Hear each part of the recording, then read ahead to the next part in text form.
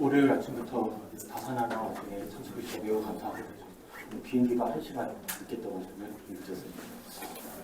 지금 오늘 세미나는 저희 수요 대응형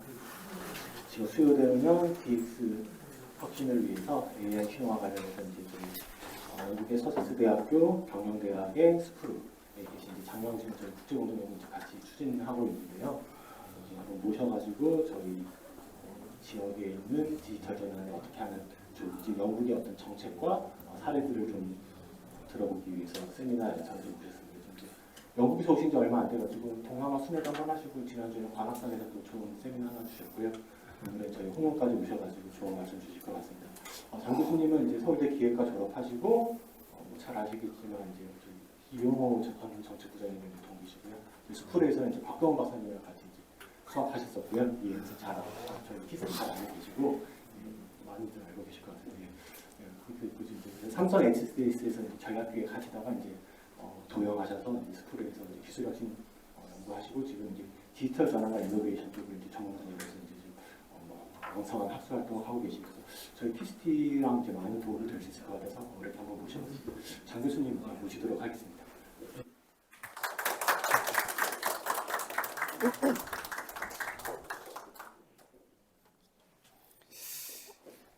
네, 안녕하십니까. 소개받은 장영하라고 합니다. 네. 월요일 아침 일찍 이른 시간에 많이 와주셔서 감사드리고요. 제가 듣자 하니 전국에 있는 분원에서 다 오셨다고 하는데 교통비가 굉장히 많이 소요된 것 같습니다. 그래서 제 어깨가 좀 무겁습니다. 참고로 저도 한 8,700km 날아왔습니다. 오늘 강의는 그 디지털 트랜스포메이션과 이노베이션이라는 주제로 하고요. 부제는 혁신 전략과 디지털 트랜스포메이션 케이스로 정해봤습니다. 예. 그 박선영 팀장한테 부탁 받을 때는 케이스를 좀 많이 넣어달라는 부탁을 받았는데 제가 주말에 좀 작업을 좀 많이 하다 보니까 디지털 트랜스포메이션에 대한 이해를 조금 더 돕는 차원의 시간을 좀 더 배분하는 게 좋겠다 해서 참고로 어제 조금 덜 잤습니다. 업데이트를 많이 했고요. 그래서 사전에 배포를 만약에 자료를 해드렸다면 한 3분의 1 정도는 좀 업데이트가 되어 있다는 거 양해 부탁드리겠습니다. 먼저 제 소개를 좀 해드려야 할 것 같습니다. 제 이름은 장영하고요. 지금 혁신경영, 영국에서 렉처러라고 하면은 조교수입니다. 그래서 혁신경영 조교수로 근무하고 있습니다. 먼저 제 아카데믹 백그라운드를 말씀드리면은 서울대학교에서 기계공학으로 석사 학사를 했고요. 그리고 영국에 2012년에 가서 기술혁신 경영으로 석박사를 했습니다. 그래서 2018년부터 조교수로 재직 중이어서 올해 5년 차가 되겠습니다. 그리고 여기 보시면은 여기랑 여기 사이에 11년 갭이 있지 않습니까? 이 갭 동안에는 그 산업 경력이 좀 있고요. 삼성 SDS에 입사해서 처음에는 소프트웨어 엔지니어로 프로그래밍을 좀 하다가 2018년부터는 그 기술 전략팀에서 기술 트렌드나 기술 로드맵 이런 쪽으로 업무를 좀 했습니다. 2010년부터 한 2년간은 그 혁신 전략 수립의 프로젝트 매니지먼트를 매니저를 해가지고요. 삼성의 오픈 이노베이션은 어떻게 해야 될까 이런 거 기획을 해서 회장님께 보고 드리는 이런 업무를 했습니다. 네. 그래서 제가 지난주 월요일에 서울대에서 강의를 했는데 학생 중에 한 명이 왜 여기서 일을 하다가 여기로 갔냐는 아주 핵심적인 질문을 했습니다. 그래서 그거는 한 75분 별도 세션이 있는데 짧게 말씀드리면은 회사의 전략을 수립하는 거를 계속 하다가 그냥 저의 전략을 좀 세워보고 싶어서 회사 전략 대신 개인의 전략을 세우다 보니까 그러면 기술과 혁신을 공부했으니까 기술 혁신 경영을 연구하자 뭐 이런 식으로 연결이 됐습니다. 그리고 제가 그 혁신 경영 교수다 보니까 좀 개인적으로도 혁신적이기 위해 노력을 합니다. 그래서 소셜 미디어에서 트위터, 그다음에 링크드인, 그다음에 인스타그램에 활동을 하고 있기 때문에 굳이 팔로우는 안 하셔도 뭐 정보는 공유 드리겠습니다. 오늘 디지털 트랜스포메이션과 이노베이션에 대해서 말씀을 드리려고 하는데요. 참고로 이 강의를 한국말로 강의해 본 게 오늘 처음이라 중간에 잠깐 영어가 나와도 이해 부탁드리겠고요. 한마디로 디지털 트랜스포메이션이 굉장히 핫하죠. 그래서 가령 구글 트렌드에서 검색을 해보면 그 100이 가장 유명하다, popularity 100을 기준으로 봤을 때 제가 회사에서 일하던 2010년에만 해도 디지털 트랜스포메이션이 그렇게 용어 자체가 유명하진 않았습니다.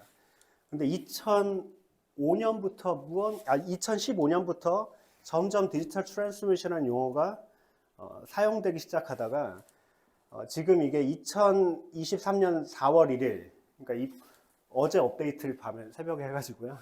보시면은 최근 몇 년 사이에 굉장히 이 디지털 트랜스포메이션이라는 토픽이 유명해진 것을 보실 수 있습니다.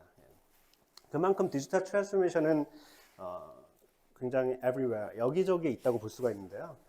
혹시 여기 계신 분 중에 디지털 여러분의 업무명이나 담당 프로젝트명에 디지털 전환 또는 디지털 트랜스포메이션이 포함된 업무를 하시거나 아니면 그 용어가 포함된 프로젝트를 하는 분 계시나요? 한번 계시면 손 한번 들어주시겠습니까? 아, 그렇습니까? 네. 그쵸? 그러니까 한마디로 디지털 트랜스포메이션은 everywhere 하죠. 디지털 트랜스포메이션은 새로운 일을 만들고 있습니다. 지금 여기 오신 모든 분의 일, 타스크를 하고 계시고요. 가령 그 링크드인이라고 여기 혹시 링크드인 많이 쓰시죠? 그 링크드인이 온라인 프로파일을 관리하는 플랫폼인데 링크드인 들어가서 디지털 트랜스포메이션을 검색을 해보시면은 굉장히 많은 사람이 직책이 디지털 트랜스포메이션 뭐예요? 가령 제가 삼성에 있을 때 같이 일하던 저희 상무님이 지금은 모 기업의 디지털 트랜스포메이션 오피서, DX, CDO라고, CD 뭔데? Chief of Digital Transformation Officer, CDXO, 뭐 이런 롤을 하고 계시더라고요. 그리고 제가 대학에서 가르치는 학생들도 졸업을 하고, 참고로 뭐 영국 학생들이죠. 졸업하고 어떤 진로를 하나 보면은 가령 뭐 런던에 있는 컨설팅 회사의 디지털 트랜스포메이션 컨설턴트로 갑니다. 그리고 뭐 어느 도시에 있는 정부 기관의 디지털 트랜스포메이션 담당으로 가기도 하고 그래요.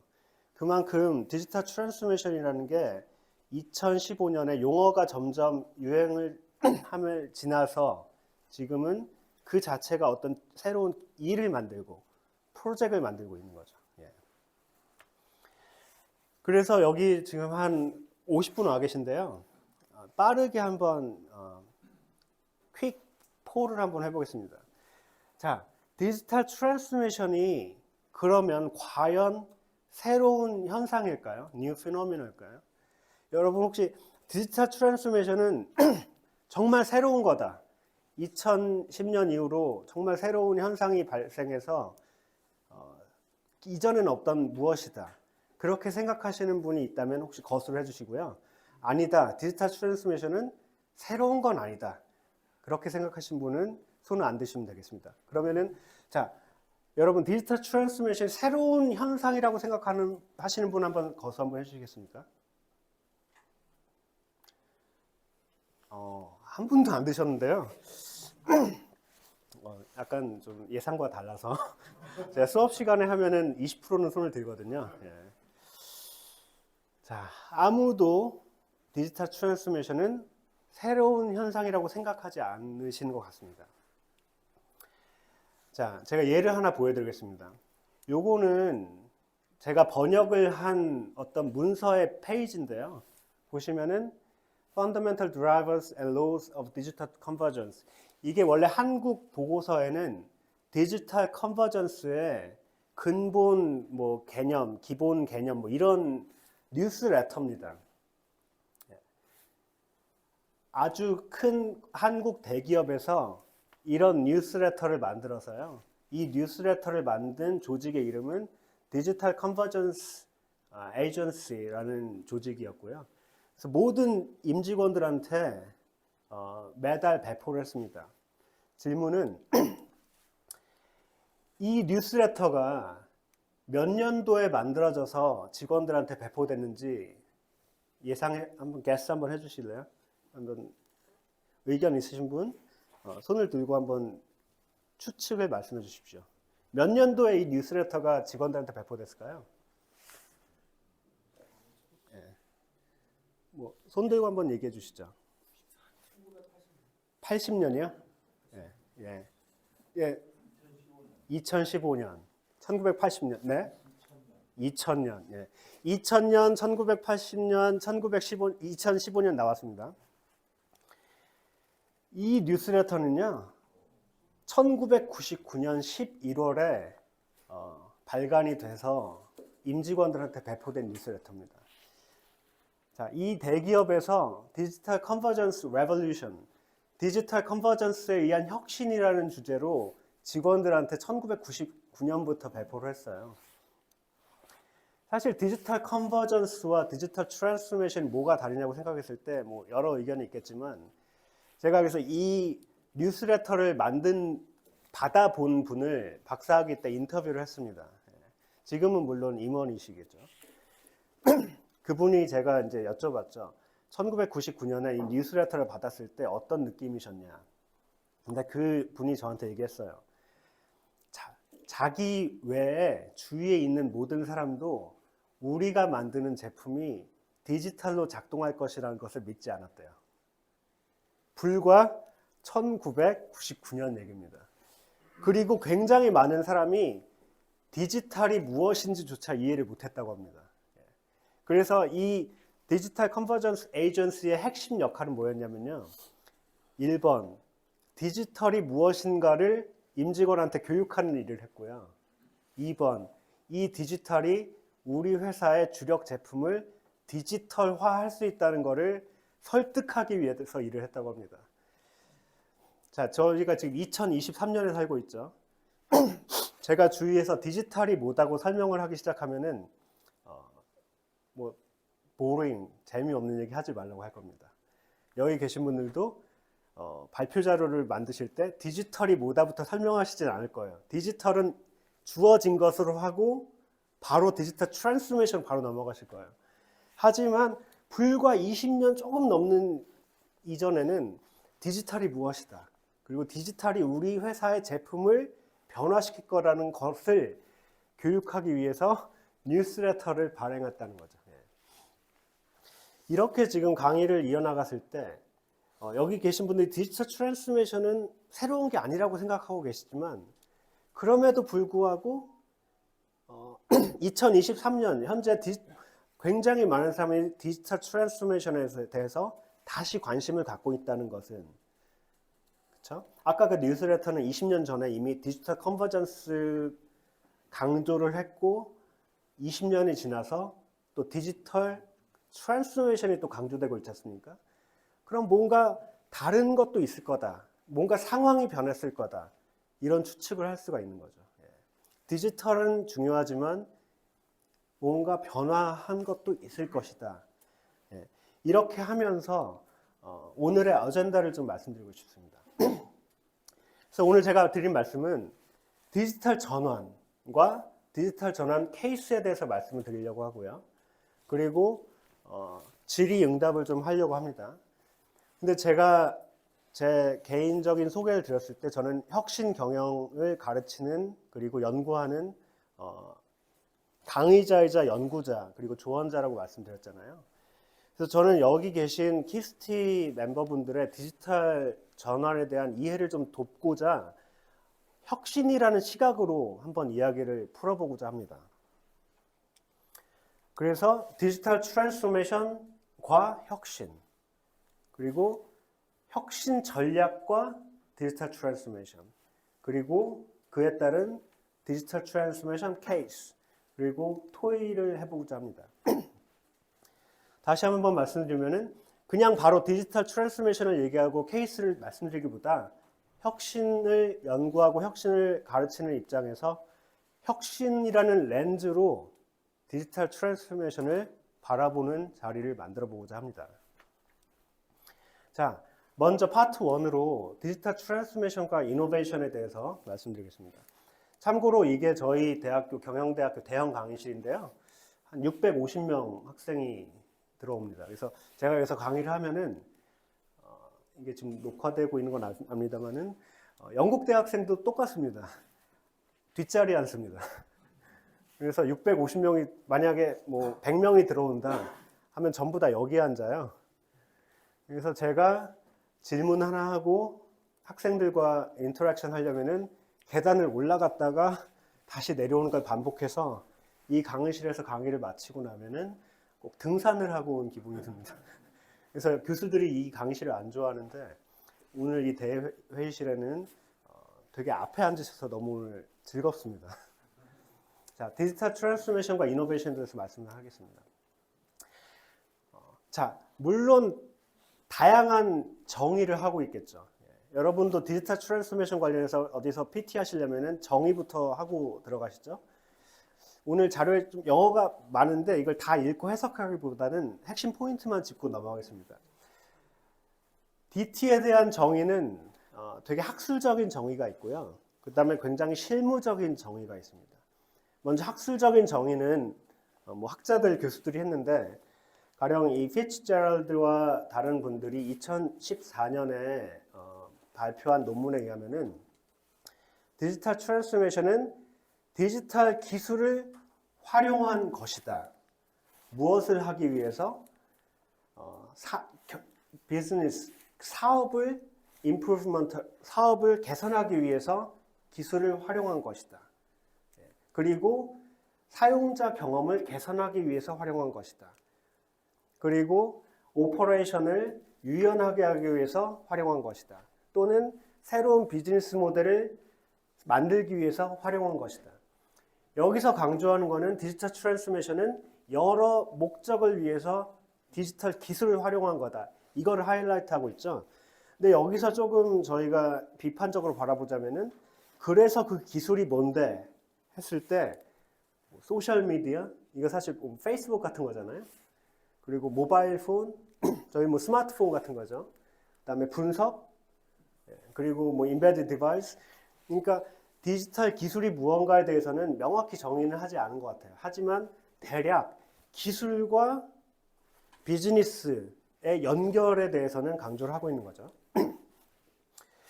자, 다른 학자의 정의도 있는데 넘어가겠습니다. 여기서 강조하는 것은 다양한 정의가 있다. 이 포인트만 하고 넘어가는 거기 때문에요. 자, 프랙티컬한 정의를 보겠습니다. 가령 여기 계신 꽤 많은 분들이 가트너 자료도 보실 것 같아요. 가트너가 IT 분야에 굉장히 유명한 IT 컨설팅 회사지 않습니까? 가트너사에서는 디지털 트랜스포메이션을 어떻게 정의하고 있냐? IT로 근대화, 모더나이제이션을 하는 모든 것이다. 예. 근데 IT 모더나이제이션 하는데 디지털로 최적화를 하고 그리고 새로운 비즈니스 모델을 만드는 그런 행위를 디지털 트랜스포메이션을 한다. 뭐 이런 정의들이 있습니다. 그래서 디지털 트랜스포메이션 관련해서는 학자들도 정의하고 프랙티컬한 실무자들이 정의도 하는데요. 여기서 하나 궁금한 거는 과연 디지털 트랜스포메이션은 실체가 있는 건가? 아니면 우리 그냥 되게 팬시한 용어 있잖아요. 뭐 듣기 좋고. 그동안 저희 신문 지면에 갑자기 등장했다가 사람들이 쫙 모여들었다가 사라진 용어들 얼마나 많습니까? 제가 예를 들진 않겠습니다. 그래서 여기서 저희가 질문할 거는 과연 디지털 트랜스포메이션은 사람들이 막 말하는 버스워드인가? 아니면 과열된 하이프인가? 아니면 남들도 하니까 나도 하는, 그걸 영어로 riding a bandwagon이라고 하는데 남들 다 디지털 트랜스포메이션 하니까 나도 해봐야 되는 거 아니야? 이걸 그런 질문을 해볼 수 있는 거죠. 가트너사에서 이런 하이프 사이클이라는 걸 발표를 하는데요. 혹시 하이프 사이클 보신 적 있으신가요? 하이프 사이클이라는 컨셉이 뭐냐면요. 어떤 분야의 개념들이 아니면 기술들이 일종의 이 사이클을 따른다는 거예요. 처음 등장하면은 그게 어떤 트리거가 되는데요. 점점 사람들이 여기에 관심을 갖고 열광하기 시작합니다. 근데 이 열광 단계를 지나면 사람들이 점점 실망하기 시작합니다. 그리고 여기서 그 전쟁의 포연이 가신 이 상황부터 그 가치를 깨달은 사람들이 진정으로 발전을 시키는, 그래서 초기에 과열 단계를 지나서 그 과열이 꺼진 다음에 실질적인 발전을 한다. 이게 하이프 사이클의 컨셉이거든요. 그래서 이 가트너에서 재밌는 이야기를 하는데 이 단계에서 돈을 버는 사람들은 누구라고 할까요? 그 분야의 컨퍼런스를 열어야 돈을 번다고 합니다. 그러니까 지금 요즘 챗 GPT 떴지 않습니까? 제가 지난주에 교보문고에 갔더니 벌써 책이 25권 나와 있더라고요. 그래서 제가 농담으로 동료한테 이 책 챗 GPT로 쓴 거 아닐까? 너무 빨리 썼어요. 이제 챗 GPT 관련해서 전문가 인터뷰하고 컨퍼런스 하겠죠. 그리고 챗 GPT 협회 자, 여기서 좀 넘어가겠습니다. 그러니까 이 하이프 단계에서 실제 돈을 버는 거는 컨퍼런스를 오거나이즈 하는 사람들이 돈을 많이 벌죠. 근데 이 과열 단계가 지나고 사람들이 실망했을 때 그 진정한 가치를 깨달은 사람들이 정말 그 컨셉, 그 기술이 추구하는 그것을 실제 이루어간다는 거죠. 그럼 저희가 디지털 트랜스포메이션을 봤을 때 과연 디지털 트랜스포메이션은 이제 생성되는 트리거링 단계일지, 아니면 모든 사람이 디지털 트랜스포메이션 컨퍼런스에 가고 협회를 만드는 하이프 단계일지, 아니면 디지털 트랜스포메이션은 남들 다 하니까 따라하는 거야, 그런 실망의 단계일지, 아니면 디지털 트랜스포메이션을 충분히 이해하고 과열이 지나고 사람들이 실망을 지난 다음에 정말 디지털 트랜스포메이션을 열매를 맺는 2단계로 간 건지, 저희가 여기에 대한 정확한 우리 나름의 이해와 스탠스를 가질 필요가 있다는 말씀을 한 포인트 드리고 싶습니다. 그래서 제가 사실 오늘 디지털 트랜스포메이션의 케이스를 많이 소개해달라는 부탁을 받았습니다만은, 그럼에도 불구하고 그래서 디지털 트랜스포메이션 뭔데? 라는 얘기를 좀 드리고 싶어서 어제 조금 바꿨어요, 순서를. 자, 그럼 What is digital transformation 했을 때 두 개로 나눠보고 싶습니다. 이 앞에 그럼 디지털은 뭘까? 그리고 트랜스포메이션은 뭘까? 그러면 저희가 디지털을 더 잘 이해하고 트랜스포메이션을 더 잘 이해하면 이걸 두 개를 합쳐서 디지털 트랜스포메이션을 더 잘 이해할 수 있지 않을까 하는 게 저의 이제 가정입니다.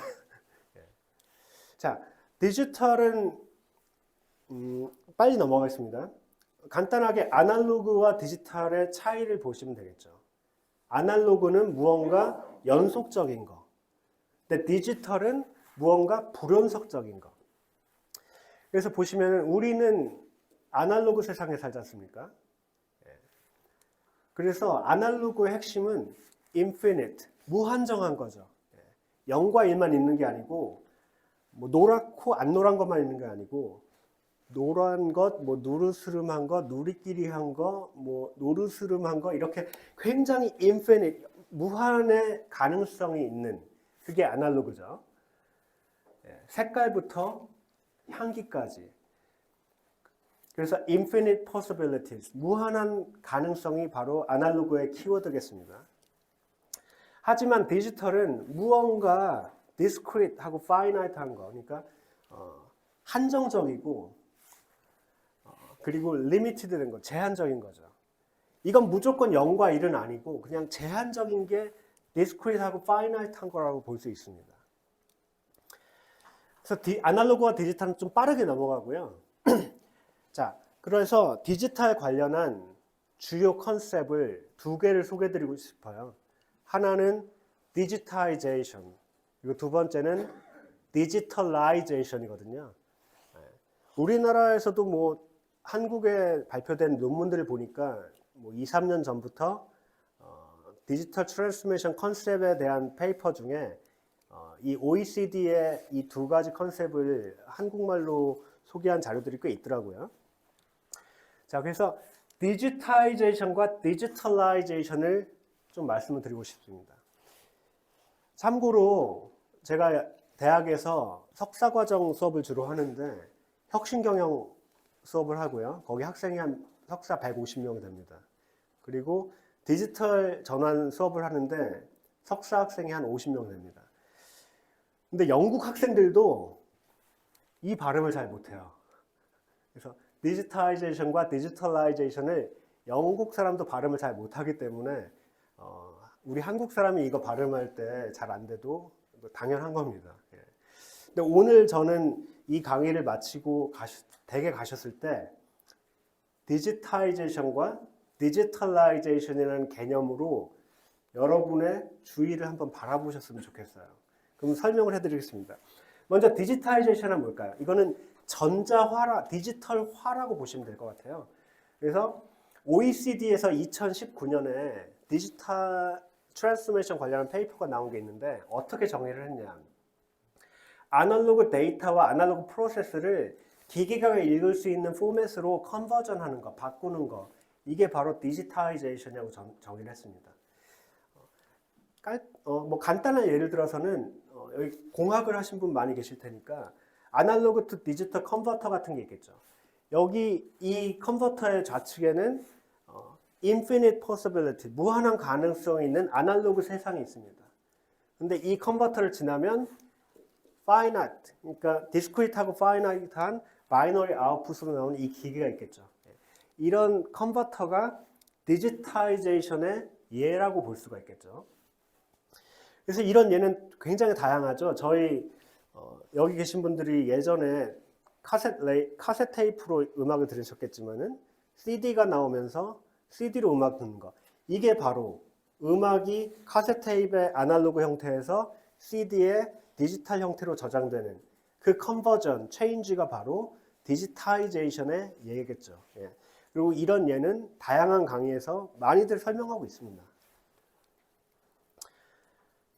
그러면 두 번째, 디지털라이제이션으로 가보겠습니다. 디지타이제이션과 디지털라이제이션은 뭐가 다를까 생각해 보면요. 이 같은 OECD 페이퍼에서 디지털라이제이션은 the use of data and digital technologies that results in new or changes the existing activities. 그러니까 무슨 말이냐면은 데이터와 디지털 기술을 사용해서요. 무엇이 생기느냐? New activities. 새로운 활동을 하거나 또는 기존의 활동을 변화시키는. 자, 데이터와 기술을 활용해서 기존의 활동을 변화시키는 것을 디지털라이제이션이라고 합니다. 여기서 키워드는 변화가 있는데요. 방식이 변화하는 거예요. 방식. 그러니까 제품 자체가 변화한 것도 아니고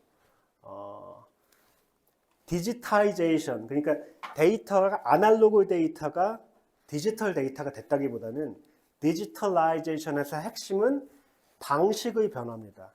디지털을 적용한 방식의 변화. 그래서 여기 제가 적어드렸죠. 디지털라이제이션은 자, 조직과 사람이 일하는 방식, changes in the way죠. 방식의 변화. 제가 자꾸 강조드리는 이유는 이 방식의 변화라는 게 changes in process지 않습니까, 영어로? 이게 바로 혁신에서 얘기하는 프로세스 이노베이션과 관련이 있기 때문입니다. 제가 이 강의를 점점 이끌어가는 거는 디지털 트랜스포메이션을 혁신의 눈으로 바라보려고 하는데 디지털이제이션과 디지털라이제이션을 봤을 때 디지털라이제이션에서 저희가 볼 수 있는 거는 방식이 변하기 때문이에요. 예를 하나 드리겠습니다. 영국의 예를 드릴게요. 영국에는 무상의료죠. 그래서 정부에서 National Health Service, NHS라는 걸로 의료 서비스가 이루어집니다. 제가 영국에 2012년에 이제 삼성을 퇴사하고 갔는데요. 여기 외국 생활해 보신 분은 알 겁니다. 한국 프로세스가, 의료 프로세스가 굉장히 좋죠. 근데 제가 영국에 갔을 때 조금 놀란 게, 주치의를 만난 다음에, 그럼 주치의가 처방전을 주지 않습니까? 그럼 그 처방전을 약국에 갖다 줘야 약이 나오잖아요. 이 모든 게 종이로 되더라고요. 그러니까 주치의가 종이에다가 처방전을 써줘요. 근데 그게 바로 안 나오죠. 좀 걸립니다. 그래서 그걸 받아서 그 종이를 약국에 냅니다. 그러면 바로 안 나오죠. 약국에서 다시 한 하루 이틀 있다 가면 그때 약을 받습니다. 중간에 그 종이 분실될 수가 있잖아요. 그러면 다시 해야 됩니다. 이 프로세스를. 그래서 너무 불편했거든요. 그래서 영국은 의료가 조금 프로세스가 변화하면 좋겠다는 생각을 했습니다. Changes in process죠. 그런데 불과 몇 년 지나서 특히 코로나 팬데믹 시대에 굉장히 강해졌는데요. 영국도 스마트폰 하나로 모든 게 너무너무 빠르게 변화되고 한국에서 병원 가는 거랑 영국에서 병원 가는 거랑 요즘은 그 효율성 차원에서 그리고 전자화 차원에서 큰 차이가 없어요. 때로는 영국이 더 발전하지 않았나 싶을 정도로 디지털라이제이션이 굉장히 잘 됐습니다. 그래서 이거 역시 디지털라이제이션의 예라고 볼 수 있죠. NHS의 이 GP라는 게 General Practice거든요. 그러니까 주치의를 만나는 그 서비스가 굉장히 개선됐다는 걸 볼 수 있습니다. 자, 저희가 디지털 트랜스포메이션에 대해서 얘기하는데 먼저 디지털 파트를 먼저 봤습니다. 디지털 파트에서 디지타이제이션과 디지털라이제이션을 얘기했죠. 두 번째로 저희가 볼 파트는 트랜스포메이션, 그러니까 한국말로 전환 쪽을 한번 보겠습니다. 저희가 트랜스포메이션에서 가장 유명한 거는 영화 트랜스포머라고 아시나요? 자동차가 변신하는 그런 영화거든요. 트랜스포머. 근데 트랜스포메이션에 대해서는 체인지, 변화에 관련한 문헌이 있습니다. 이 사람들은 연구를 하는 게 체인지를 연구하고요. 체인지 리터처, 체인지 관련 저널에 퍼블리시를 합니다. 그래서 다양한 체인지만 연구를 하는 학자들이 있는 거죠. 그래서 제가 트랜스포메이션 관련해서 체인지 관련한 문헌 리뷰를 좀 했었습니다. 박사할 때. 데머스라는 학자가 다양한 체인지 이론을 정리한 책이 2007년에 나왔는데 이분의 인사이트 중에 하나는 변화, 체인지에 대한 연구를 오래 해왔는데 1980년대에 체인지를 보는 관점의 변화가 있었다는 이야기를 이 책에서 하더라고요. 이 데머에 의하면은 1970년까지는 변화인데 점진적인 변화에 관심들이 많았어요.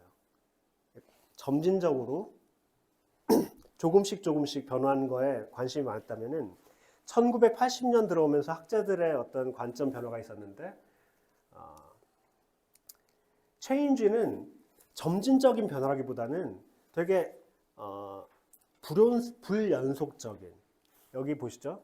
A period of discontinuity or of disruption. 그러니까 불연속적이고 굉장히 와해적으로 A라는 단계가 끊기고 완전히 새로운 C라는 단계로 바뀌고 다양한 에피소드, 불연속적인 변화, 이런 쪽을 이론적으로 설명하려는 시도들이 많이 있었다고 하고 있습니다. 그리고 변화에서 특히 체인지 리터처에서 특성은 점진적인 변화 대신에 radical change, 급진적인 변화에도 관심을 많이 가졌다는 이야기를 하고 있어요. 그래서 이 책에서 더 많은 관심을 가진 transformation, 전환 또는 radical change, 여기에 관심이 많이 있었다고 보는 거죠. 제가 그래서 change, 변화 관련한 논문을 보면서 좀 느꼈던 거는 디지털 전환이라고 했을 때 그 전환은 점진적인 변화보다는 좀 급진적인 변화, 트랜스포메이션은 급진적인 변화에 좀 더 관심이 있는 게 아닐까? 이런 생각을 하게 된 거죠. 그럼 저희 이제 이 두 가지를 합쳐서 디지털 트랜스포메이션 한번 생각해 볼 타이밍이 된 것 같습니다. OECD 페이퍼를 제가 계속 인용하고 있는데 디지타이제이션에서 OECD 페이퍼의 키워드가 뭐였죠? 혹시 기억나시나요? 디지타이제이션에서 OECD 키워드는 컨버전이었습니다. 디지타이제이션의 키워드는 컨버전이었고요. 디지털라이제이션에서의 OECD 페이퍼의 키워드는 프로세스였어요. 프로세스의 변화. 근데 OECD 페이퍼에서 제가 하나 좀 리미테이션, 약점? 한계점이라고 보는 거는 디지털 트랜스포메이션에 대한 정의가 조금 약간 넓은 느낌이 있었습니다. 이 페이퍼 7페이지에 보면은 디지털 전환은 디지타이제이션과 디지털라이제이션에 의한 경제적이고 사회적인 이펙트, 영향이라고 정의를 하고 있어요. 근데 이거를 막상 실무에 적용하거나 이걸 가지고 무슨 일을 하려고 하니까 정의가 너무 광범위하다는 느낌이 없지 않았습니다. 그래서 제가 그러면은 디지털 트랜스포메이션을 혁신을 연구하는 사람으로서 어떻게 정의할 수 있을까? 그래서 나름의 one of the perspective, 그러니까 하나의 관점을 제시해 본 게 있는데요. 그래서 the perspective라고 안 했죠. A perspective on digital transformation adopted by us인데 저는 이렇게 정의하고 싶습니다. 물론 다양한 다른 반론이 있을 수 있겠지만, 그러니까 조직이 가치를 만들어내고 그 가치에서 value를 capturing하는 방식의 변화인데요. 이 변화는 어떻게 형성되는가? 디지털 테크놀로지에 의해 enabled, 그러니까 가능해진 거죠. 자, 다시 말씀드리면 디지털 트랜스포메이션을 저는 어떻게 정의하고 싶냐면은 디지털 기술에 의해 가능해진 변화인데 그 변화는 조직이 가치를 만들어내고 그 가치로부터 이윤을 창출해내는 그 방식의 변화다. 이런 식으로 정의를 하고 싶습니다. 그래서 이걸 지금 제가 페이퍼를 써야 되는데 아직 퍼블리시를 못하고 있다는, 그래서 좀 올해 연구를 좀 더 가열차게 해보려고 하고 있습니다. 그래서 드디어 저희가 준비가 된 것 같습니다. 제가 오늘 말씀드렸죠. 디지털 트랜스포메이션에 대해서 이노베이션으로 한번 더 잘 이해하는 자리를 갖고 싶다고 말씀드렸잖아요. 그래서 이 슬라이드 장표의 타이틀이 디지털 트랜스포메이션 앤 체인지입니다. 자, OECD 페이퍼 디지타이제이션은 the conversion of analog data and processes into a machine readable format. 그러니까 아날로그 데이터와 프로세스를 기계가 읽을 수 있는 포맷으로 컨버전, 전환하는 것. 체인지죠. 두 번째, 디지털라이제이션.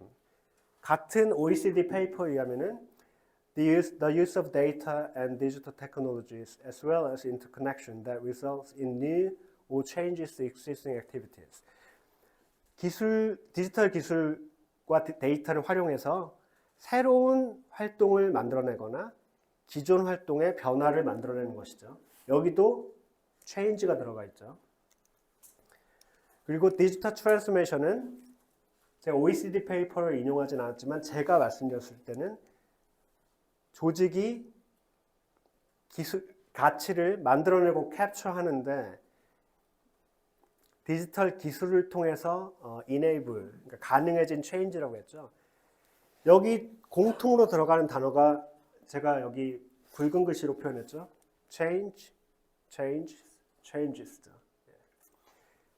제가 여기서 change를 강조하는 이유가 있습니다. 왜냐? 제가 혁신경영 석사 수업 시간 1주차에 항상 이야기하는 혁신은 변화와 관련이 있습니다. 이노베이션은 변화와 관련이 있습니다. 자, 여러분, 혁신에는 여러 타입이 있겠죠? 가령 제가 수업 시간에 얘기한 건 혁신의 타입 중에 4가지 P를 얘기하거든요. 여기 펜이 있죠, 컬러 펜. 여기에 만약에 이게 검은색, 파란색, 빨간색 펜이 있는데 여기에 노란색을 추가하잖아요. 추가적인 컬러를 추가하면 이거는 제품의 변화. 그래서 프로덕트 이노베이션이라고 합니다. 근데 이 펜을 만드는데 공정을 개선해서 하루에 100개 만들 걸 하루에 1000개 만들잖아요. 그러면 공정혁신, 프로세스 이노베이션이라고 합니다. 그리고 이 펜은 지금 대중이 쓰지 않습니까? 만약에 이 펜에 프리미엄급으로 만들어서 이 펜 하나가 100만 원. 그래서 특정 고객한테만 이 펜이 가는 경우에는 타겟을 바꿨다고 해서 포지션 이노베이션이라고 합니다.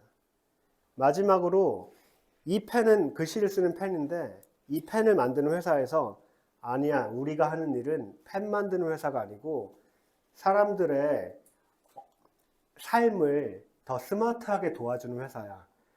자기의 업의 개념을 새로 정의해서 회사가 하는 업의 개념을 전환하는 경우에는 이건 아예 패러다임 이노베이션을 합니다. 그래서 프로덕트, 프로세스, 포지션 앤 패러다임에서 변화에는 방향이 있는 거죠. 변화에는 방향이 있는 겁니다. 그래서 여러 가지 변화들이 있고 여러 이노베이션의 종류들이 있는데 제가 말씀드리고 싶은 거는 디지털 트랜스포메이션 역시 변하지 않습니까? 그래서 디지털 트랜스포메이션도 제가 봤을 때는 혁신의 특별한 형태라고 보는 겁니다. 혁신의 특별한 형태인데 특별히 디지털 트랜스포메이션 중요한 거는 기술에 의해 가능해진 새로운 혁신인 거죠. 그리고 아까 제가 변화 문헌에서 말씀드렸듯이 그 변화는 인크리멘탈, 점진적이기보다 좀 더 급진적인 거죠. 급진적인 변화와 관련 있고 기술에 의한 변화이고 이런 것들이 디지털 트랜스포메이션의 속성 가운데 하나가 아닐까 하는 것을 혁신학자로 얘기를 드리고 싶은 겁니다. 그래서 강조드리고 싶은 것은 자, 그렇다면 여기 계신 분들이 이제 디지털 전환 관련 활동을 하시는데 자, 디지털 트랜스포메이션이 혁신과 관련 있지 않습니까? 그럼 디지털 트랜스포메이션을 더 잘 하기 위해서는 혁신 전략도 중요하지 않을까요? 자, 그래서 디지털 트랜스포메이션 관련 활동은 혁신 전략과 얼라인이 될 필요가 있는데 이 혁신 전략이라는 것은 조직의 혁신 전략도 있고요. 국가의 혁신 전략도 있습니다. 제가 오늘 이 자리에서 대한민국의 혁신 전략이 무엇인지는 뭐 굳이 안 물어보겠지만 대답을 하셔도 좋고 안 하셔도 좋습니다. 여러분 조직, 키스티의 혁신 전략이 혹시 무엇인지 키스티의 혁신 전략은 무엇인가요? 답을 할 필요는 없으시고요. 한번 한 5초간 생각을 해보시죠. 자, 우리 조직의 혁신 전략은 무엇일까? 5초간 한번 생각을 해보시죠. 제가 이 질문이 왜 어렵다는 걸 아냐면요. 일단 전략이 뭔지 물어봐도 전략을 가르치는 교수도 빨리 대답을 못합니다. 전략을 가르치는 교수에게 전략이 뭐냐고 얘기하면은 답이 깁니다. 빠르게 얘기 못해요. 마치 경제를 가르치는 교수에게 경제가 뭐냐고 물어보면 책 한 권을 써오죠. 그래서 혁신이 전략이 뭔지도 정의하기 어려운데 그러면 경영 전략과 혁신 전략이 있을 때 경영 전략과 혁신 전략의 차이는 뭘까요? 경영 전략, 혁신 전략, 기술 전략의 차이는 뭘까요? 여기서부터 이제 고민이 필요하고 이 부분에서 외부 전문가와 자문도 필요하고 이런 거죠. 자, 혁신 전략과 얼라인 되는 게 필요합니다. 그래서 저희가 자연스럽게 혁신 전략과 디지털 전환의 케이스로 넘어가도록 하겠습니다. 저한테 주어진 시간이 딱 9분 있는데 이 파트는 조금 더 빠르게 넘어가려고 하는 중입니다. 자, 혁신 전략을 말씀드리는데요. 제가 영국에서 왔으니까 영국의 혁신 전략에 대해서 빠르게 한번 말씀을 드리겠습니다. 이게 영국의 STI라는 거는 Science, Technology, Innovation, 그러니까 과학, 기술, 혁신이죠. 과학, 기술, 혁신 정책과 관련된 조직들을 제가 한번 뽑아봤어요. 작년에 제가 그렸는데 영국은 입헌 군주제죠. 그래서 작년에 엘리자베스 2세 여왕이 서거하시고 다음 달에 찰스 왕의 대관식이 있습니다. 하루 놉니다. 코로네이션이라고 하는데, 그러니까 입헌 군주제라 여기 이제 모나크가 있고요. 요 안에 이제 내각이 있는데 여기 보시면은 총리와 내각이 있죠. 프라임 미니스터와 캐비닛이 있고요. 여기 이제 의회가 있고 여기 이제 사법부가 있는데요. 요 총리와 내각 안에 보면은 디파트먼트 각 부서가 있죠. 그래서 여기에 뭐 이게 HM 트레저리가 우리나라로 치면 재무부 관련한 곳이고요. 참고로 이 자료 끝나고 공유 드릴 겁니다. 글씨가 좀 작죠. HM 트레저리가 재무부고요. Foreign Commonwealth and Development Office가 우리나라로 치면 외교부죠. 그리고 홈 오피스가 내무부고요. 작년까지 Department for Business, Energy and Industrial Strategy라고 해서 기업, 에너지, 산업 전략부라는 곳이 있었습니다. 작년까지. 장관이 물론 계시겠죠. 그리고 디지털 컬처, 미디어 앤 스포츠라는 부서가 있었고 그다음에 교육부가 있었습니다. 여기 우리나라와 매칭되는 그런 부서도 많이 있고요. 이렇게 각 부가 있고 그리고 그 외부에 전문 기관들이 있어요. 가령 뭐 우리나라 항우연에 해당하는 UK Space Agency도 있고요. 우리나라 NRF 한국연구재단에 해당하는 UKRI UK Research and Innovation 이게 한국연구재단과 굉장히 흡사하죠. 그리고 아마 키스티에 해당하진 않고 좀 비슷한 조직들도 여기 있을 겁니다. 제 느낌에는 이 센트럴 디지털 앤 데이터 오피스도 키스티 업무랑 상당히 오버랩이 되는 걸로 보이는데요.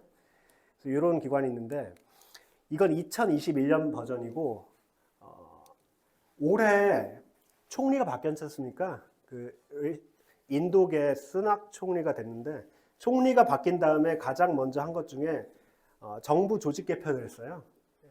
정부 조직 개편을 이제 Government Reshuffling이라고 하는데 혁신을 연구하는 학자로서 좀 반가운 게 있었습니다. 과학, 혁신, 기술부가 생겼어요. 그러니까 여기서 비즈니스 에너지와 산업전략부가 있는데 이걸 쪼개서 비즈니스와 트레이드를 담당하는 부서가 생기고요. 그리고 에너지 안보와 넷 제로를 담당하는 부서가 생기고요. 장관 부처죠. 그리고 과학, 혁신, 기술을 담당하는 장관 부처가 생겼습니다. 그래서 이게 제가 거버넌스를 잠깐 얘기 드렸고 그럼 디지털 트랜스포메이션 관련한 전략은 어디서 담당하는가를 말씀드리겠습니다. 제가 이 파트를 말씀드린 이유는 효과적인 디지털 트랜스포메이션을 위해서는 혁신 전략이 중요하다고 말씀드렸잖아요. 그리고 혁신 전략은 조직의 전략도 있고 국가의 전략도 있다고 말씀드렸지 않습니까? 영국 같은 경우는 디지털 트랜스포메이션을 굉장히 막 이야기하지는 않는 것 같은데 국가의 혁신 전략 안에서 디지털 트랜스포메이션을 찾을 수는 있습니다. 이게 작년 2021년에 나온 자료인데요. 이때만 해도 기업 에너지 산업 전략부가 존재했죠. 그래서 기업 에너지 산업 전략부에서 영국의 혁신 전략을 발표했습니다. 이 문서 100페이지 조금 넘는데 구글에 바로 전문 나오고 있습니다. 영국은 그 자료 제공을 굉장히 트랜스페런트하게 잘하는 장점이 있거든요. 그래서 영국의 혁신 전략을 2021년 버전은 공개가 돼 있고, 그런데 아까 말씀드렸듯이 거버먼트 리셔플링에 의해서 지지난달에 과학혁신기술부가 생겼잖아요. 그래서 얼마 전에 지난달에 영국의 과학기술 프레임워크라는 걸 발표했습니다. 그리고 그 이후에 지난달에 불과 몇 주 전이거든요. 외무부랑 과학혁신기술부가 같이 일을 해서 조인트로 기술 전략, 그러니까 International Technology Strategy, 그러니까 기술을 획득하고 개발하는데 어떻게 다른 나라들과 협력하거나 따로 하거나 해서 그 기술 전략을 구현할 것인가, 이런 그 전략 문서를 발표했습니다. 제가 여기서 타이틀을 Strategy Orchestration이라고 쓴 이유는, 자, DT를 위해서는 혁신 전략이 중요하죠. 근데 혁신 전략을 위해서는 조직의 혁신 전략도 중요하지만 국가의 혁신 전략도 중요하죠. 국가의 혁신 전략이 중요하다고 했을 때 국가 안에서 다양한 정책을 담당하는 산업부, 재무부, 외교부, 심지어 교육부, 각 부서들의 전략들이 하모나이즈, 오케스트레이션이 돼야 된다는 거죠. 그래서 이 타임라인을 보면은 영국의 국가적인 혁신 전략은 2년 전에 나왔고요. 그리고 이것을 바탕으로 해서 과학기술 프레임워크가 나왔고요. 그리고 이걸 바탕으로 해서 이 기술을 획득할 때 어떻게 다른 나라와 협력할 건지, 이런 문서들이 순차적으로 나오고 있다는 거죠. 그리고 지금도 영국의 정책 문서를 여러분이 팔로우업하면 좋은 게, 영국의 5G 기술은 어떻게 할 것인가, 영국의 AI 기술은 어떻게 할 것인가, 이런 문서들이 너무 빠르게 나오고 있어서 저희가 이것을 습득하는데 바쁠 지경입니다. 그리고 이 프레임워크에 보면은 영국에서, 우리나라도 10대 전략기술 발표하지 않습니까? 영국 역시 5개에서 7가지 정도의 전략기술을 지금 찾아가지고요. 그거에 대한 세부 계획을 지금 만들고 있습니다. 그래서 여기서 글씨가 좀 작아서 죄송한데, 2년 전 UK 이노베이션 스트래티지 문서를 보면은 디지털 트랜스포메이션에 대해서 딱 한 페이지에 나옵니다. 그러니까 많이 나오진 않고요. 여기 보면은 디지털 트랜스포메이션 케이스가 하나 나오는데, 사실 컨셉은 저희가 알고 있는 거랑 비슷하더라고요. 그러니까 산업에, 그러니까 중소기업들이 디지털 기술을 획득하는 것을 정부 차원에서 돕겠다. 그래서 파일럿을 실시하겠다. 그래서 얼마를 매칭 펀드를 해서 어떤 효과가 있었다. 그럼 그런 디지털 기술은 뭐냐? AI, 그 다음에 기계학습, 그 다음에 데이터 애널리틱스, 그 다음에 로보틱스, 그 다음에 IoT인데 인더스트리얼 IoT라고 해서 IIoT, 그리고 메타버스라고 관련 있는 오그멘티드 리얼리티. 사실 이 큰 기술의 집합은 저희가 워낙 다양한 소스를 통해서 강조가 되고 있기 때문에 새로운 게 없어 보일 수 있으시겠지만, 제가 강조드리는 거는 국가 레벨의 혁신 전략이 있고, 그 혁신 전략 차원에서 디지털 트랜스포메이션을 실행하기 위한 노력은 하고 있다. 이 말씀을 드렸던 거고요.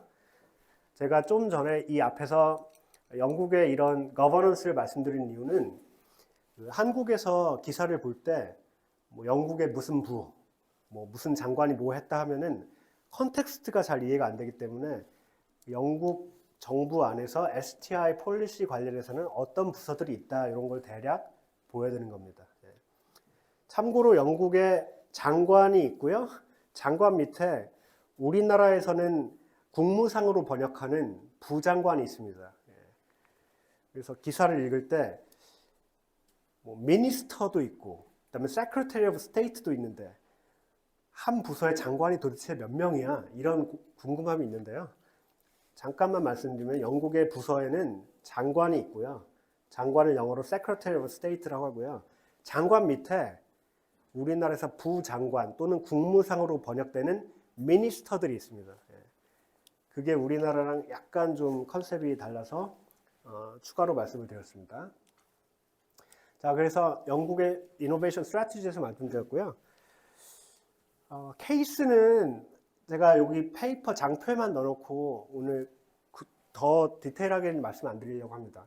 가령 아까 말씀드렸듯이 키스티와 관련 있는 조직 가운데 Central Digital and Data Office라는 데가 있는데 한국에서도 이 웹페이지가 접속이 잘 되니까 참조를 해보셔도 좋겠다라는 말씀으로 추가 정보를 드리겠고요. 자, 가장 중요한 그래서 어쩔 건데 페이지로 왔습니다. 제가 지도 교수가 두 분이었는데 조티드 교수님은 우리나라 혁신경영으로 유명하신 분이고 다른 분은 이제 폴 나이팅게일 교수라고 계신데 그분의 지도 교수 중에 이제 키스 패빅 교수라고 계세요.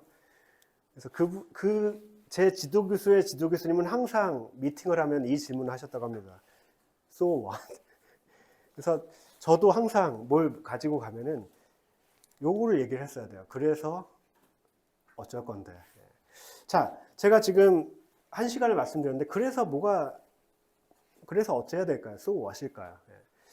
두 페이지를 준비해 봤습니다. 하나는 디지털 전환 관련해서 좀 제너럴한 So what을 준비했고요. 또 하나는 디지털 전환 관련해서 제가 어제 업데이트를 했는데 뭔가 키스티를 생각하면서 So what을 한 번 더 생각해 봤습니다. 먼저 일반적인 So what에 대해서 말씀드리겠습니다.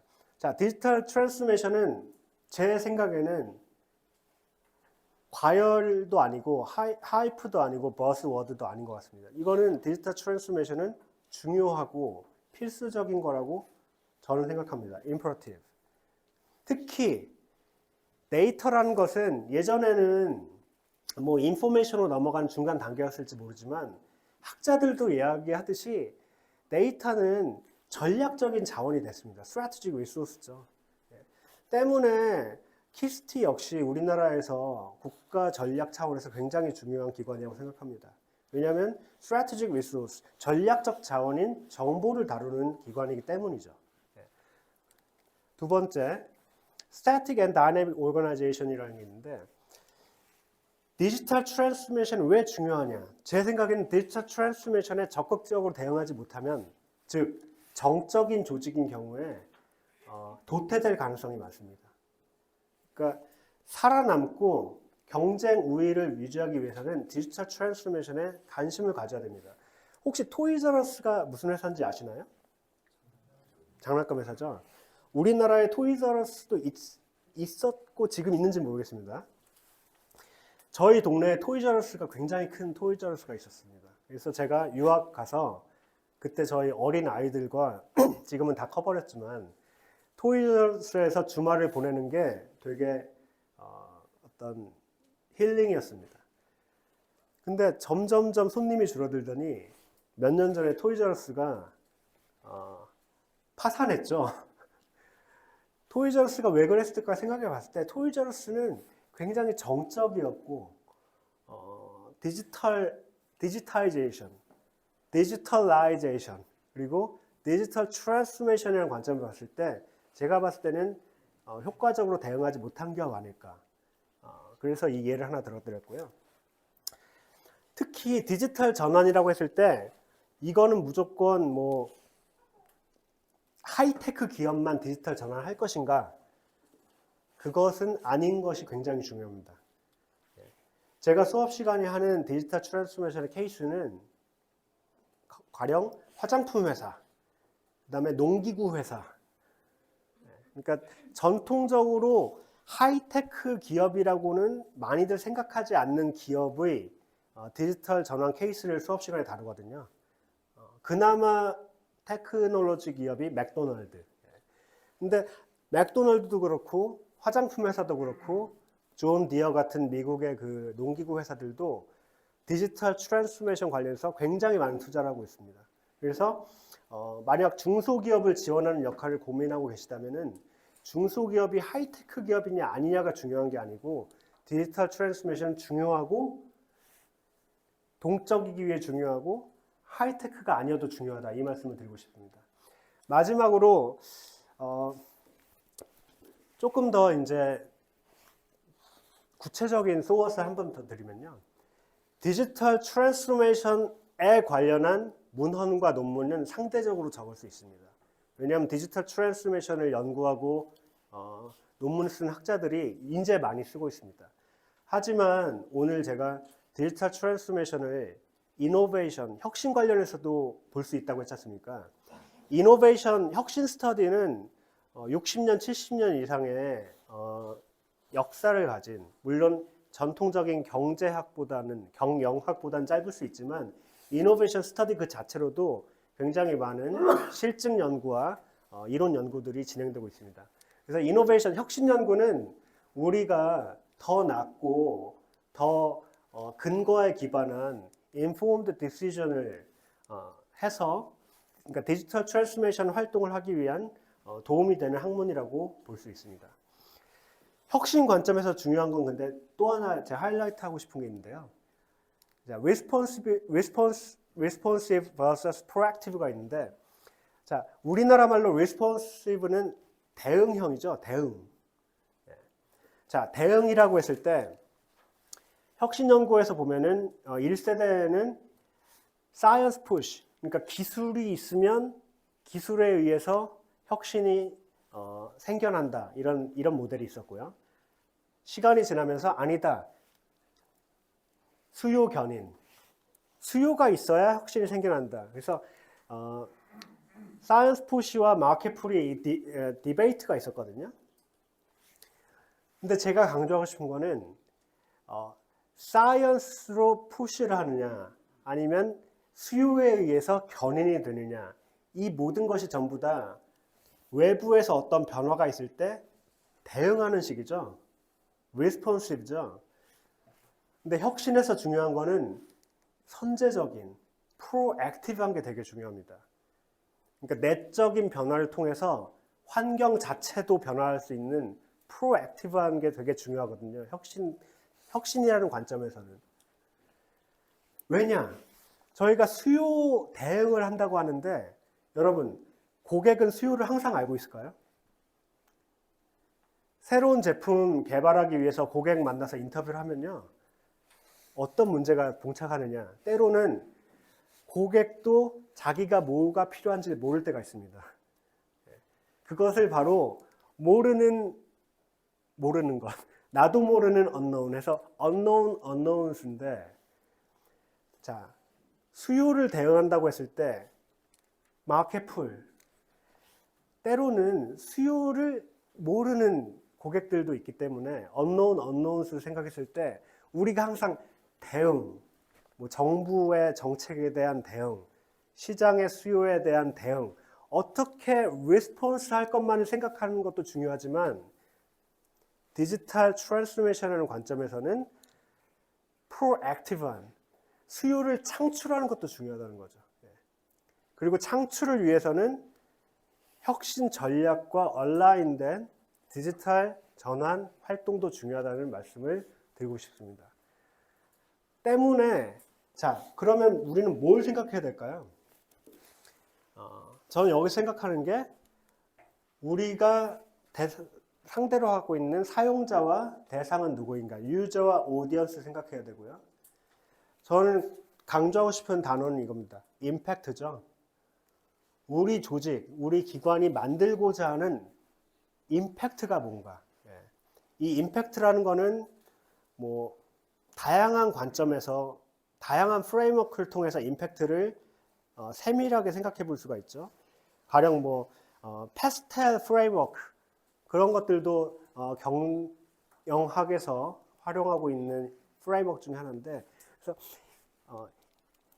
임팩트를 생각하는 프로액티브한 활동을 하는 그런 곳이 되고, 또 혁신 활동에 의해서 약간 informed decision 할 수 있는 조직이 되는 게 어떨까 하는 게 제가 어젯밤에 오늘 만나게 될 분을 생각하면서 생각해온 So What이었습니다.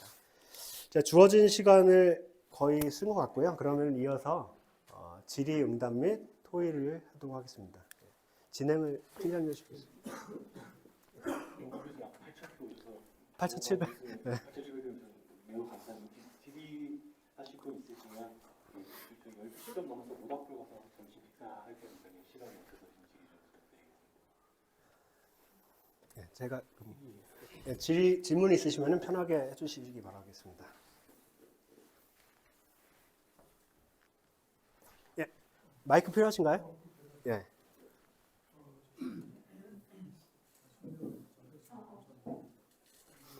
이거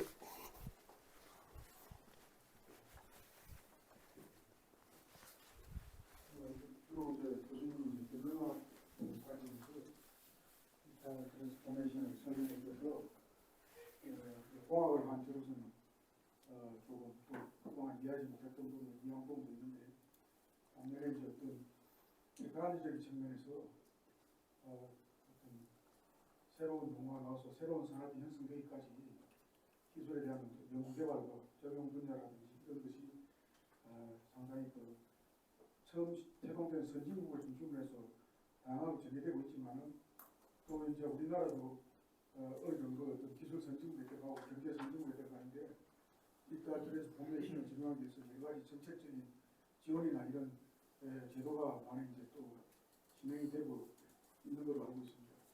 그래서 이제 교수님이 이제 그 주로 영국 중심으로 설명을 해주셨는데 우리나라 뭐 정책이나 여러 가지 산업기술 정책이나 등등을 보면은 주로 이제 미국이나 이런 쪽을 많이 이제 이렇게 참조를 많이 하고 있는데 혹시 이제 영국과 미국 특히 일본 뭐 이런 거와 비교했을 때 현재 그 디지털 트랜스포메이션의 서로 비교 우위 관계 이런 부분에서 어느 정도 되어가고 있는지 좀 설명을 부탁드립니다. 예, 감사합니다. 질문이 상당히 이제 챌린징한데요.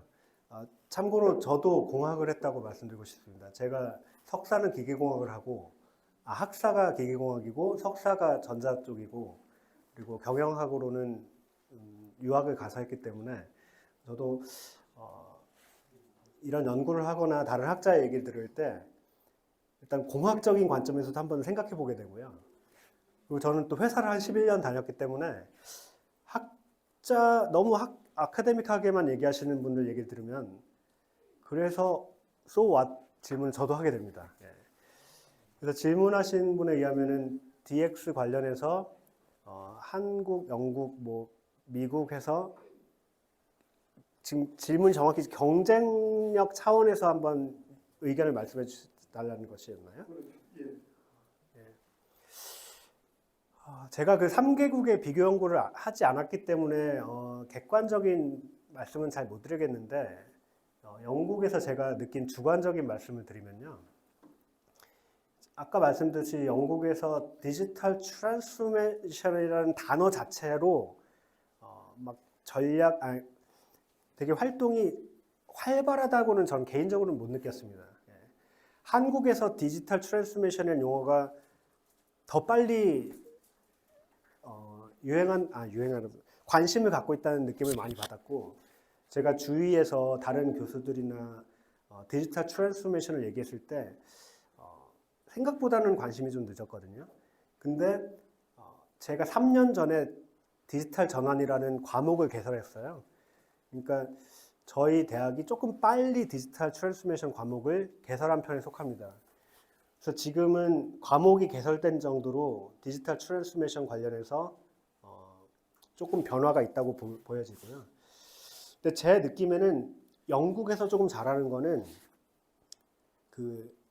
근간적인 언더라인 테크놀로지 하죠. 기반 기술 이쪽에 좀 강점이 있는 것 같아요. 저희 학교 같은 경우에 양자역학 퀀텀 테크놀로지 관련해서 굉장히 선도적인 연구를 하고 있거든요. 그래서 퀀텀 랩이 있고, 이게 아카데믹한 것만 아니고 그 교수들이 아예 아카데믹 회사를 차렸어요. 그래서 그 회사를 영국에 놓은 게 아니고 유럽 쪽에 놨습니다. 그래서 퀀텀 테크놀로지 관련해서 학계 및 산업 활동을 동시에 하고 있고, 그래서 지난주에 BBC에서 취재까지 해서 갔거든요. 그래서 디지털 트랜스포메이션을 가능하게 하는 기반 기술 관련해서 아직 영국이 그런 경쟁력이 있다, 이런 말씀을 좀 드리고 싶고, 그리고 그 기술과 산업의, 그러니까 디지털 트랜스포메이션이라는 게 변화인데 그 변화를 가능하게 하는 게 디지털 기술이라고 봤을 때 중요한 거는 비즈니스와 테크놀로지를 어떻게 연결시킬까지 않습니까? 링크. 이 링크를 거는 쪽에서 영국이 좀 그 부분을 잘하고 있는 건 아닐까 하는 개인적인 생각이 있습니다. 왜냐하면은 토의를 하거나 어떤 모임이 있을 때 조금 더 다학제적이고 조금 더 수평적으로 디스커션이 많이 되고 있기 때문에 저희가 혁신에서 좀 주의하자는 게 사일로 구조잖아요. 이거 하는 사람은 이것만 파고, 이거 하는 사람은 이것만 파고, 서로 간에 이야기를 안 하는 게 문제라 이 사일로 구조가 문제인데, 제가 볼 때 영국에서는 디지털 트랜스포메이션을 가능하게 하는 기반 기술 연구를 확실하게 함과 동시에 이 연구자와 기술 연구하는 사람과 비즈니스를 하는 사람의 서로 대화하는 게 좀 더 많고, 그리고 가령 퀀텀 테크놀로지가 상당히 이른 것임에도 불구하고 뭐 BBC에서 지난주에도 저희 대학에서 취재를 하는 등 이 기술을 대중에게 전파하는 임팩트 관련해서도 활동을 많이 한다. 그래서 영국에 대한 제 의견만 말씀드렸습니다. 제가 3개국 비교는 제가 연구를 안 해봐서 명확한 답변을 드리기 좀 어렵습니다. 다른 답이 됐으면 좋겠고요. 다른 질문 혹시 있으신가요? 아니면 디스커션을 해도 좋으니까 질문도 좋으시고요. 아니면 뭐 토의할 주제도 괜찮을 것 같습니다.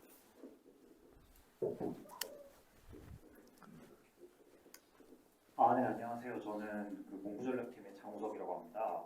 우선 그 DX와 관련해서 혁신전략과 연계해서 여러 정의를 내려주시고 사례를 설명해 주셔서 감사드립니다.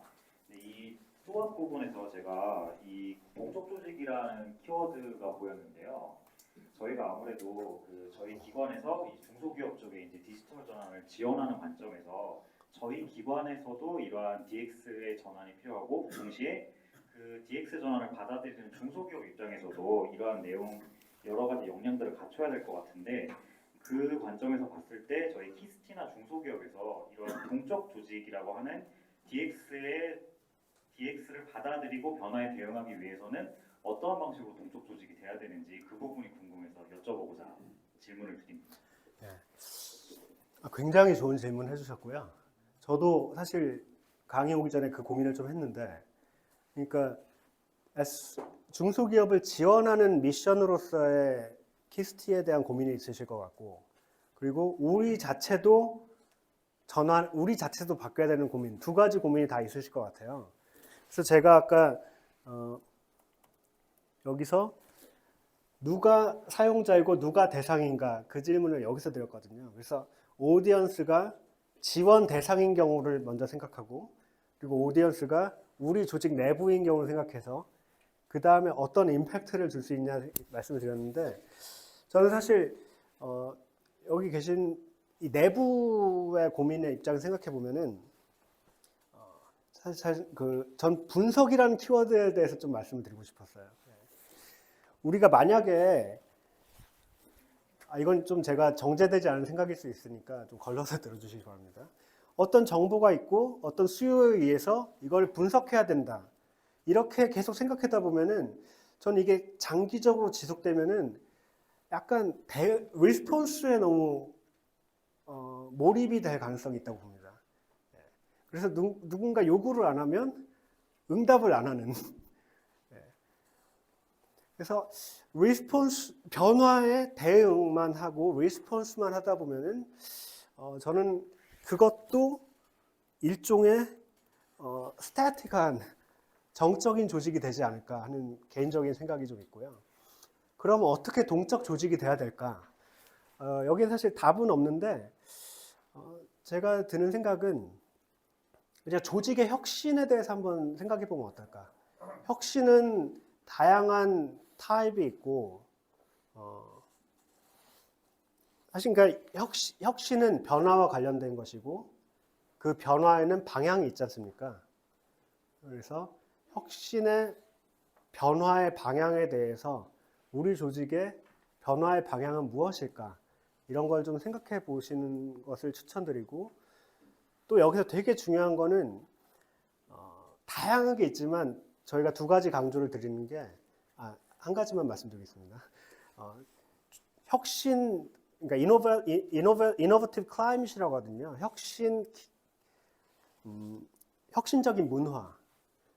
근데 이노베이션 컬처라고 하기보다는 저희는 이노베이션 클라이밋이라는 이야기를 많이 하는데, 왜냐면은 날씨는 그날그날 바뀌잖아요. 어떤 날은 비도 오고 어떤 날은 뭐 그러는데, 컬처라는 건 너무 바꾸기 힘드니까 날씨라도 조금 바꿔가는. 그래서 저는 조직의 혁신 문화나 이노베이션 클라이밋을 한번 생각해 보시면 어떨까. 혹시 지금 녹화되고 있나요?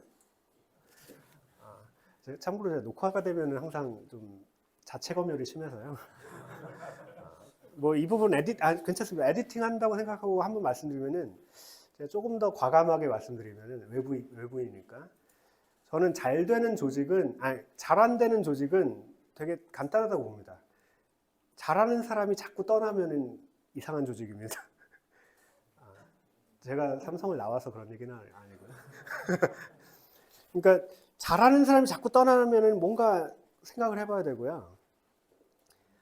근데 또 잘 되는 조직은 뭐냐면요, 누가 나가도 크게 흔들리지 않은 조직은 또 잘하는 조직입니다. 그러니까 너무 그 사람에게 디펜던트하지 않은 것도 중요하고요. 자, 그래서 동적인 조직 관련해서는 그런 얘기를 들어봅니다. 리스폰스, 혁신 클라이밋에 대해서 생각을 하자, 이 말씀 드리고 싶습니다. 대충 마무리 하시고 식사. 질문 하나만 더 받고. 안녕하세요. 그 불경 전에 김정환이라 하고요. 귀하신 시간 내주셔서 좋은 세미나 해주셔서 감사합니다. 그 업무를 하다 보면 이제 DX 지원을 해주는 경우가 발생을 하는데, 이런 걸 하다 보면 좀 구체적으로 뭘 해야 되는지에 대해서 좀 의문점이 생기는 경우가 많더라고요. 뭐 기준점이 돼서 이제 매출이 10억이 넘어가게 되면은 흔히 말하는 이제 ERP, EMS, PLM 같은 걸 설치를 해주면서 자연스럽게 이제 술작업을 하다 업무들을 이제 뭐 디지털화하면 될 것 같다는 느낌이 들긴 하고, 경험적으로 그게 맞다고 생각이 드는데, 실제로 지원을 하다 보면은 이제 매출이 이제 1억, 2억 겨우 3명, 4명 있는 그런 회사들이 있으면은, 이런 회사들을 위해서 이제 DX 전환을 하게 될 때 어떠한 지원을 해줘야 되는지에 대한 참 좀 난감한 경우가 있더라고요. 그런 경우에는 어떠한 지원이 필요한지 좀 구체적으로. 지금 DX 지원이라고 얘기하셨는데, 거기서 얘기하는 DX는 어떻게 정의하고 업무를 하고 계시나요? 사실 DX 지원이라 말은 하지만 뭐 디지털화 하면은 사실 뭐 이제 수작업을 하던 거를 이제 좀 전산화를 한다던가 이러한 경험적인 면에서만 있지, 구체적으로 이제 가이드가 있는 거는 또 아니. 그러니까 지금 수작업을 전산화한다고 얘기하셨는데, 물론 제가 실무자가 아니기 때문에 제한점이 있지만은, 그 안에 디지털라이제이션이라는 컨셉이 있고 디지털라이제이션이라는 컨셉도 있습니다. 수작업을 디지털라이제이션했고 전산화라는 건 프로세스 변환이죠. 근데 디지털 트랜스포메이션이라는 거를 생각해 보면 사실 디지털라이제이션과 디지털라이제이션을 결합해서 사회 경제적인 뭔가 더 큰 임팩트를 만드는 것이고, 거기서 제가 볼 때는 디지털 트랜스포메이션 관련한 어떤 매트릭을 정확하게 정해야 필요가 있을 것 같아요. 그러니까 이거 되게 죄송합니다. 컨설팅을 하다 보면은 나중 일은 다 떠넘기는 식의 얘기가 있어서 저도 죄송하긴 한데, 관련한 프레임워크와 매트릭을 디지털 트랜스포메이션 정의에 기반해서 한번 다시 점검할 필요가 있겠다는 상당히 객관사적인 말씀을 드리면서 마무리하도록 하겠습니다. 감사합니다.